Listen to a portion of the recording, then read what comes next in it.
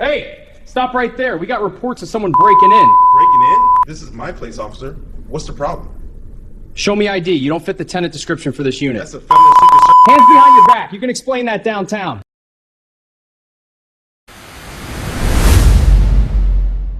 It was a Tuesday night in Arlington, Virginia. Michael Taylor, a dedicated Secret Service agent, had just returned home from a long day protecting the president.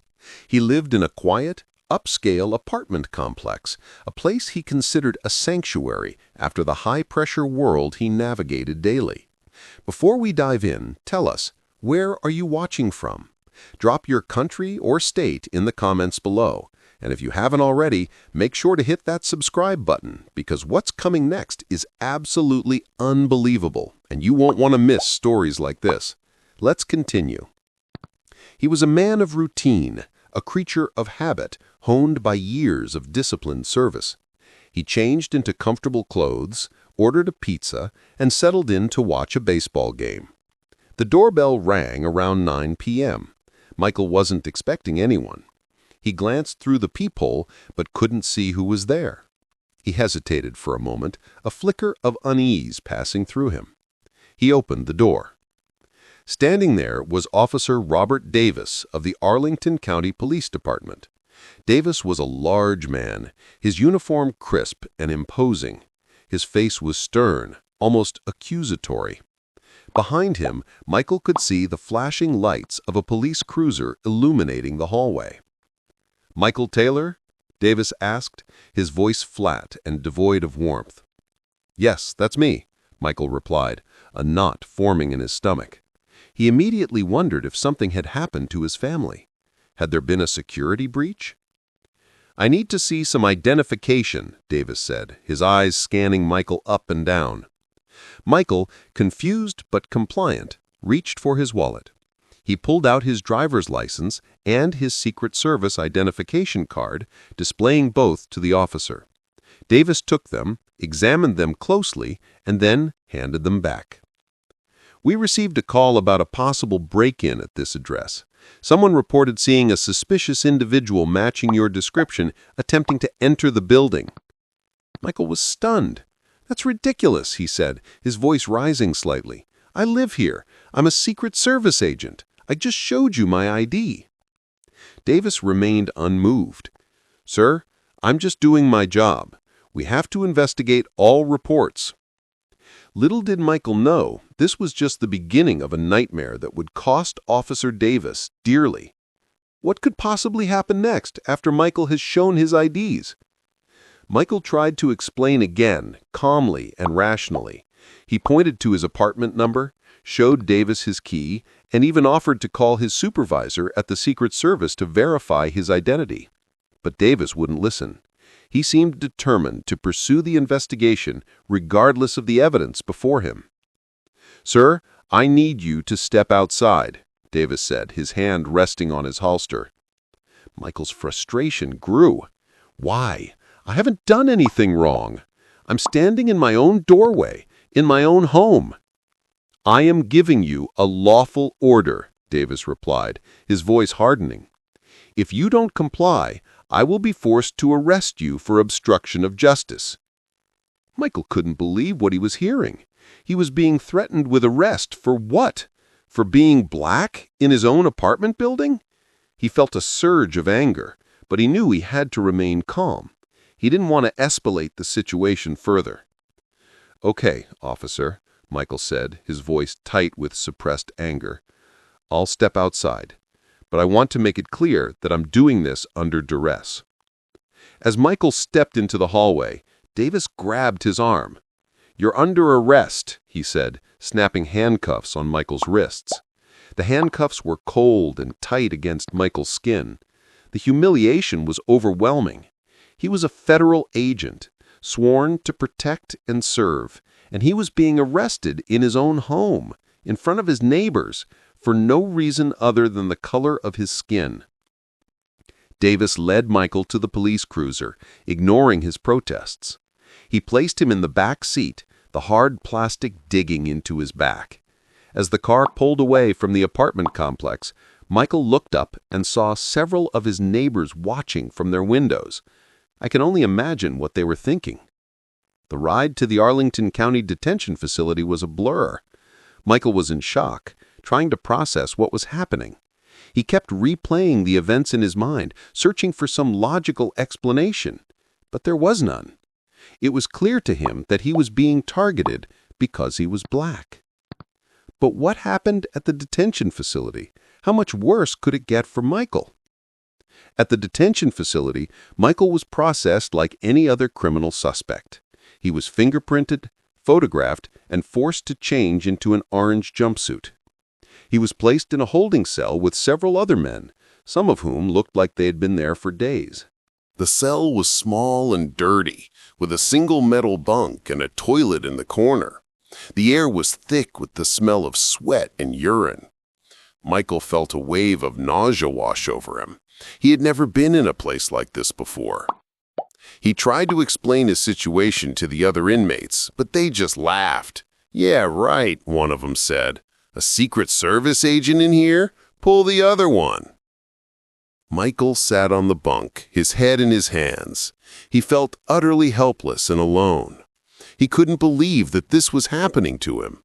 He was a law-abiding citizen, a dedicated public servant, and he was being treated like a common criminal. Hours passed. Michael was finally allowed to make a phone call. He called his supervisor at the Secret Service, who was shocked and outraged by what had happened. The supervisor immediately contacted the Arlington County Police Department and demanded Michael's release. After what felt like an eternity, Michael was released from custody. He was given his clothes back and told that the charges against him would be dropped. But the damage was done. He had been humiliated, traumatized, and falsely accused of a crime. Leaving the detention center, Michael felt a mix of relief and anger. He was free, but he knew that his life would never be the same.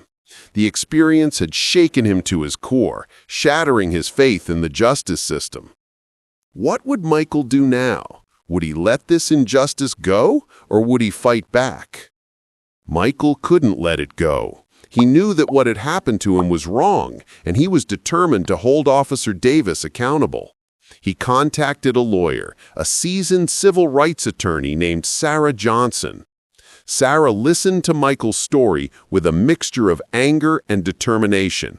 She had seen cases like this before, cases where law enforcement officers abused their power and targeted innocent people because of their race. "This is a clear case of racial profiling and unlawful arrest," Sarah told Michael.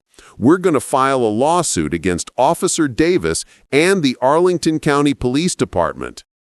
Sarah and her team began to investigate the incident, gathering evidence and interviewing witnesses. They discovered that Officer Davis had a history of complaints against him, including allegations of racial bias and excessive force. They also learned that the initial call about a suspicious individual at Michael's apartment complex had come from a neighbor who had a history of making false reports. The neighbor, a white woman, had apparently called the police simply because she saw a black man entering the building. Armed with this evidence, Sarah filed a lawsuit on Michael's behalf, alleging racial discrimination, unlawful arrest, and violation of his civil rights. The lawsuit sought $5 million in damages. The lawsuit sent shockwaves through the Arlington County Police Department. Officer Davis was placed on administrative leave, and the department launched an internal investigation into his conduct.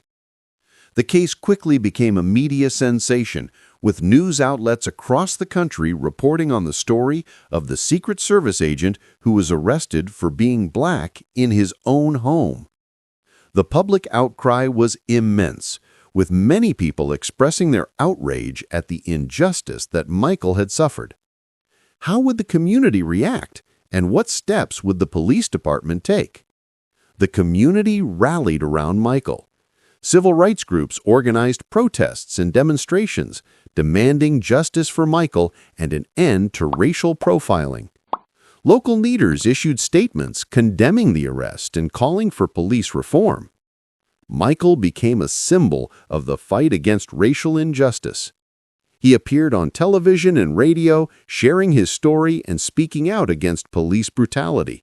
He became an advocate for change, using his platform to raise awareness about the issue of racial profiling. The Arlington County Police Department was under immense pressure to take action. The department issued a formal apology to Michael and announced that Officer Davis would be terminated from his position. But that wasn't enough. Many people felt that the department needed to do more to address the issue of racial bias within its ranks. They called for mandatory diversity training for all officers and for the implementation of stricter policies to prevent racial profiling. The Arlington County Board agreed to implement several reforms, including the creation of a civilian oversight board to review police conduct and the implementation of body cameras for all officers. The reforms were a step in the right direction, but many people believed that more needed to be done. They argued that the problem of racial bias in law enforcement was systemic and required a fundamental change in the culture of policing. But what about the lawsuit? Would Michael win his case against Officer Davis in the Arlington County Police Department? The lawsuit went to trial. The courtroom was packed with supporters of Michael, eager to see justice served. Sarah Johnson presented a compelling case, laying out the evidence of racial profiling and unlawful arrest.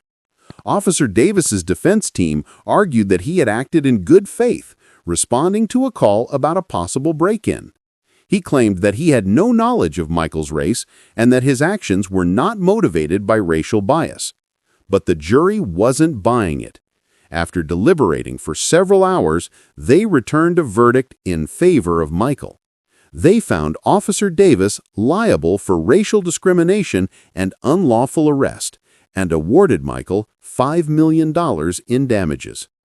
The verdict was a victory for Michael, but it was also a victory for the community. It sent a message that racial profiling and police brutality would not be tolerated. Officer Davis was devastated by the verdict. He lost his job, his reputation, and a significant amount of money. He became a pariah in his community, shunned by his former colleagues and friends. Michael used the money from the lawsuit to start a foundation to support victims of racial profiling and police brutality. He dedicated his life to fighting for justice and equality, determined to ensure that what happened to him would never happen to anyone else.